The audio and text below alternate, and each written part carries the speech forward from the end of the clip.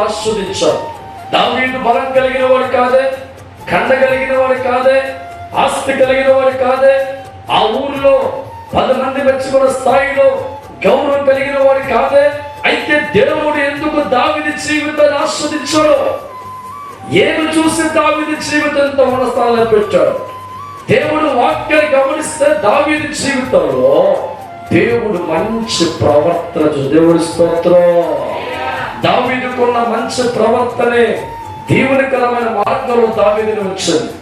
దావీదుకున్న మంచి గుణమే ఉన్నతమైన రాజుగా మార్చింది. అంటే మనుషుల జీవితాల్లో దేవుడు చూసేది వారు కలిగి ఉన్న ఆస్తులు దేవుడు చూడటం, వారి అందచందాలు దేవుడు చూడటం, వారి లోకంలో కలిగి ఉన్న జాబులు దేవుడు చూడటం, ఈ లోకంలో కలిగి ఉన్న పొలములు దేవుడు చూడటం. ఒక మనిషిని దేవుడు దీవించాలనుకుంటే వారి పిడికిడి గుండెలు దేవుడు చూసేది వారి మంచి ప్రవర్తన కాదా? దేవుడి స్తోత్రం.